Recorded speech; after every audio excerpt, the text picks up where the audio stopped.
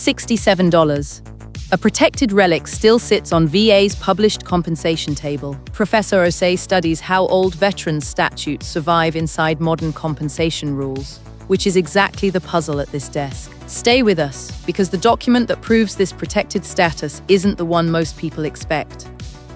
The row is SMC-Q. VA listed at $67 a month, but the tiny amount isn't the strange part. The strange part is the date printed beside it. We're continuing the SMC series with the letter that's not a rung on today's ladder. Q is a protected historical lane, not a modern path above P. VA says it hasn't awarded a new Q designation since August 19, 1968. That's unusually blunt language for a rate table, almost like a museum label inside a compensation chart.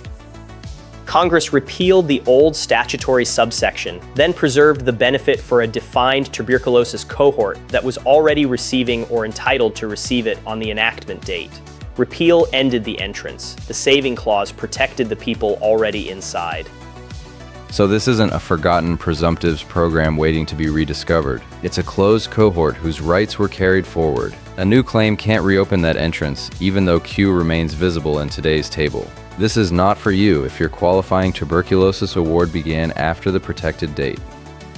Section 3.350, paragraph G, says the amount isn't combined with any other disability compensation. It also says the minimum isn't payable to a veteran outside the protected August 19th cohort. Replacement is the money word. VA says the listed Q rate is paid in place of basic disability compensation. Add it to a modern rating check, and the arithmetic starts with the wrong rule. That's why the number can mislead in two directions. Someone may dismiss it as too small to matter, or treat it as a bonus that multiplies a modern check. The first view ignores the protected legal right. The second ignores the replacement rule. The row is useful precisely because it exposes how benefits law carries history. A published table isn't always a menu of applications. Sometimes it's also a ledger of promises Congress decided not to break for people who had already crossed an old eligibility line.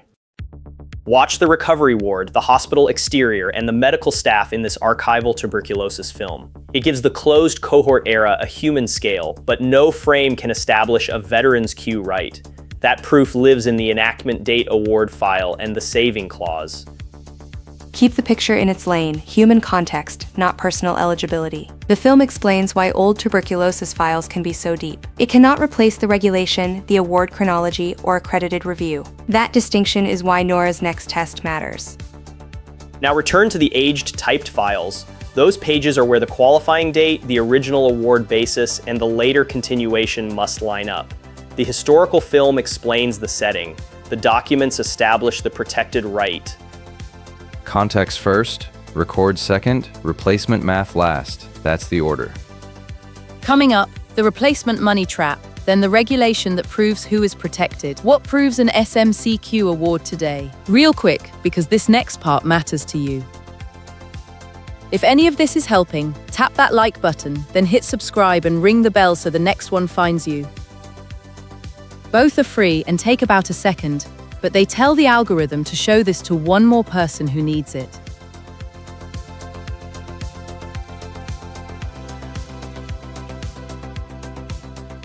Here's the ruling. The listed figure is a replacement benefit, not a coupon.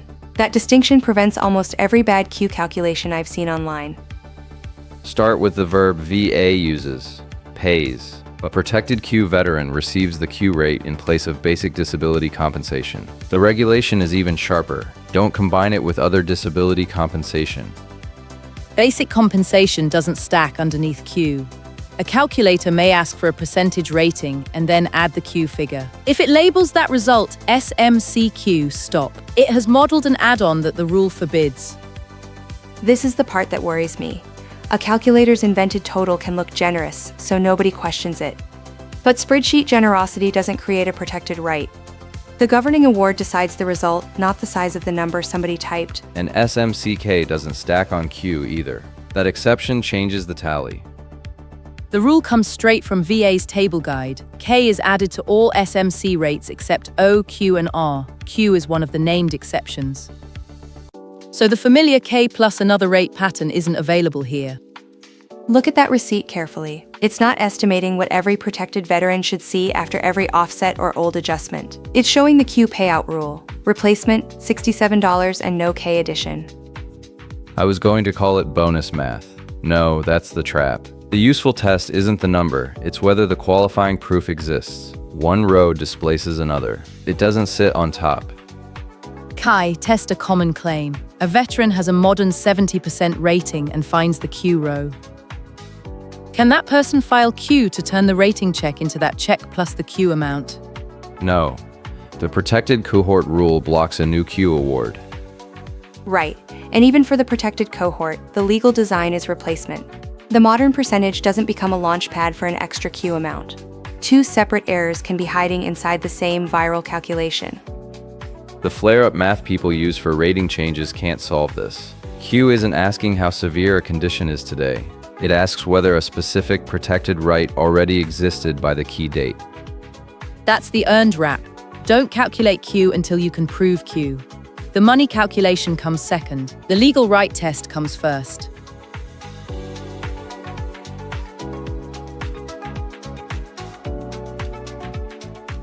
Professor Osei is still with us for the date that closed the Q entrance, August 19th, 1968.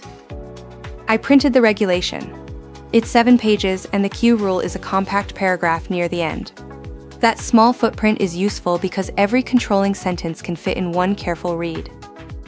Public Law 90-493 repealed the old subsection Q. That's the closure. But Congress didn't simply erase every payment that already depended on it. The saving clause preserved a person who was receiving or entitled to receive the qualifying tuberculosis compensation when the law took effect. Congress ended future entry while carrying existing rights across the repeal. Which side of the date controls? The cutoff was August 19th, 1968. One side of that date could hold the protected award. The other side could not originate it.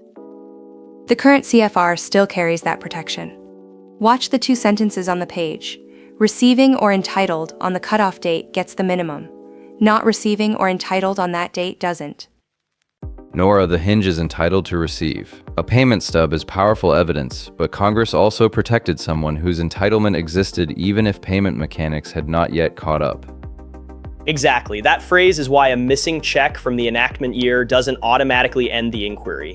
The file may need to show an adjudicated entitlement, a governing decision, or another contemporaneous document establishing that standing by the key date. Before we get to the 3-stop cohort test, Kai, you have been circling the practical hole in this rule. Put it on the table. I would rather the archive answer this than me. What if the old file is incomplete, but a later award letter keeps paying Q? Then the premise changes. You're not trying to invent entitlement at the key date from silence. You're tracing a later agency record that appears to recognize the protected status. Preserve it, request the underlying decision history, and don't rewrite the theory before an accredited representative reviews it. I almost wandered into Nora's paper file system there. She color codes the tabs. I challenge the tabs. Nora, which live term may carry a file where the deposit record alone doesn't? Entitled to receive. The tabs have never lost a statute, Erica. Repeal explains why Q closed. The saving clause explains why Q survives.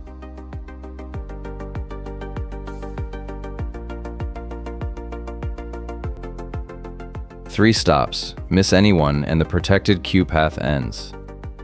Let me try the full test before you rescue me. First, the file must concern compensation for tuberculosis. Second, the veteran had to be receiving it or entitled to receive it. Third, that standing had to exist on August 19th, 1968. A later diagnosis can't travel backward through the date, and a modern rating percentage can't substitute for the missing historical right.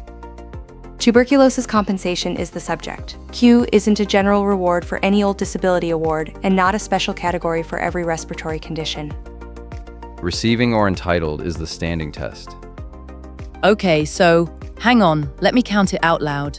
My wall calendar has a laminated key and it wants 3 boxes. Before the cutoff, tuberculosis compensation. At August 19th, 1968, receiving or entitled. Today, the protected file continues. Those 3 boxes lock the Q right on a timeline, not a severity ladder. Permanent tuberculosis residuals remain separately relevant under the regulation. Paragraph F says the old graduated ratings for arrested tuberculosis aren't used for that SMC movement, but permanent residuals may be used. That doesn't create Q for someone outside paragraph G's protected cohort. Different rule, different job. And the cutoff still controls Q. Predict this case. A veteran developed service-connected tuberculosis in 1970 and later had permanent residuals. The residuals may matter under the ordinary rating and other SMC rules, but that later start misses the protected date. Therefore, the new record can't originate Q. Now change one input. The file shows protected status on the cutoff date, but the newest decision letter is vague. Does that vagueness erase the protection? No. It changes the evidence problem, not the cohort rule. I would preserve the newest letter, request the older decisional records, and have a VSO or accredited representative trace the payment basis before filing anything that could muddy the record. Good. Standing first. Residuals stay separate. Let me test the boundary one more time. Suppose the file proves severe permanent residuals, but every document places the first tuberculosis compensation after the key date. The severity may support compensation under another rule, yet it can't move the historical right backward. The date issue remains lost for Q. The cutoff defeats severity. A later residual can't repair the date. Now reverse it. The protection is documented by the key date, but the present file barely explains the Q line. That's not permission to guess. It's a reason to request the decisional trail and reconcile the amount with the protected authority. Same table row, completely different evidence problem. That's the stakes bridge. The next danger isn't misunderstanding the law. It's handing VA a new theory when the safer move was to audit the old decision trail.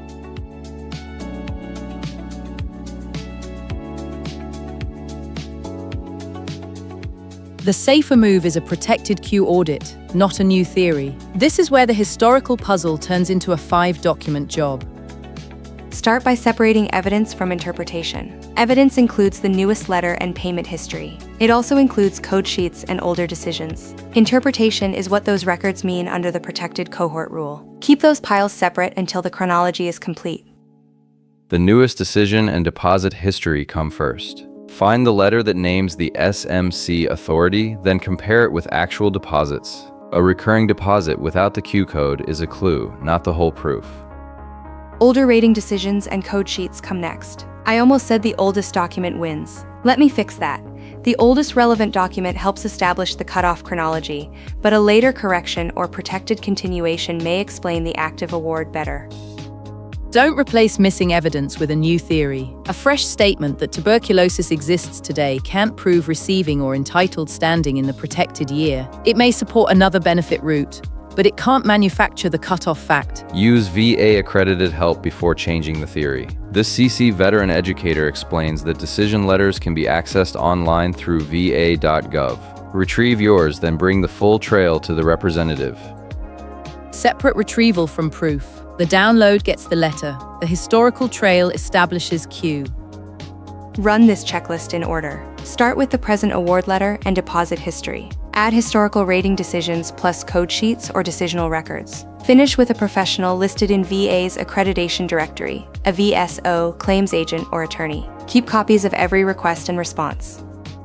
That pays the promise from the opening. The document that proves Q isn't one magic form. It's a coherent decision trail showing that the qualifying right existed by the key date and continues in the active award. Now the opposite case. What if the trail shows the veteran entered the tuberculosis system after that date? Then the Q door stays closed. That doesn't mean every benefit door is closed. Present-day residuals, ordinary disability compensation, or another SMC provision may still deserve review on their own facts. But calling one of those paths Q would confuse an open benefit with a protected historical one. Kai, what belongs on the chronology?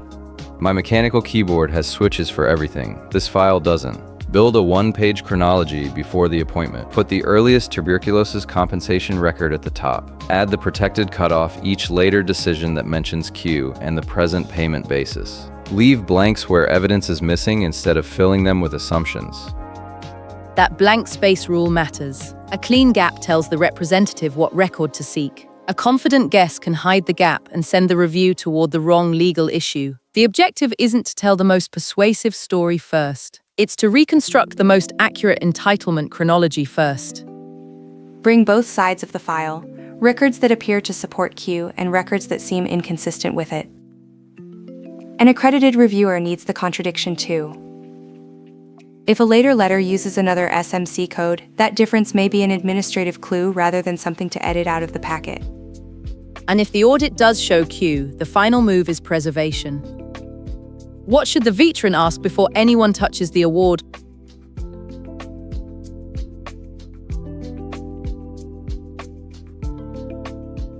Professor Osei is back with us for the final question. How does a veteran preserve before filing when anyone proposes touching a protected Q award? Ask for the exact legal and decisional authority supporting the existing Q award. Do not begin with a request to increase, replace, or recreate Q. Begin with a request to understand and preserve the full Q file. Ask what authority supports Q. The answer should point to the protected tuberculosis right and the decision history. A modern calculator can't do that. Neither can a forum screenshot or the bare existence of the table row. Copy the full Q file before action. Save the latest award letter and code sheets in one dated folder. Add the deposit history, document requests, and every response. Preserve the old right. Don't invent a new theory. Trace the protection at the key date on one side and reject a new Q filing on the other. VA hasn't awarded new Q designations since that date. Our safer order is to assemble the file before calculating the dollars. Use a VA-accredited review. Pause right here and grab the rating letter. I will wait. Now find the line that names the SMC level or payment basis. If the basis is unclear, that's the point to bring to the representative. Okay, so the replacement math comes after the record audit. Miss that order and the claim starts from the wrong premise. Right, to borrow Kai's term, the replacement math is useless until the protected basis is real. If the basis is real, preserve it. If it's not, review other benefit paths without relabeling them Q. Nora, does preservation mean never contacting VA? So my upshot is that nobody should ever contact VA about a Q payment. Too broad. Contact may be necessary to obtain records or correct administration. The sharper rule is to understand the protected basis before requesting a substantive change and to use accredited help when the history is uncertain. The narrow question can be written down before the meeting. What document establishes receiving or entitled standing on August 19, 1968, and what later decision carries that protection forward? That wording forces the discussion onto the two dates that matter instead of onto a generic request for more money. Yeah. And if the answer is that no such protected status exists, the review can pivot honestly to the veteran's present-day residuals and other available provisions. That's still valuable. A correct no on Q prevents wasted motion and keeps the file focused on benefits that are actually open. There's the relief beat. Q is either an old right to preserve or a closed door to stop pushing. The audit tells you which. Bureaucracy rarely offers such a tidy fork, so we should accept the gift. That's better. Preserve first, then make the narrow request. Professor Osei, thank you. Give us the one sentence you want attached to this small Q row. Walk away with this. A tiny listed amount can carry a large historical right, so protect the record before you test the rule. Send this to the family member safeguarding a decades-old VA file. A tiny Q line can hide a protected right. Like the video and subscribe for the rest of the SMC series. What is the oldest VA decision in your file that clearly names the benefit you're being paid today? Keep the record intact. Thanks for sitting with us, and take care until the next VA Deep Dive.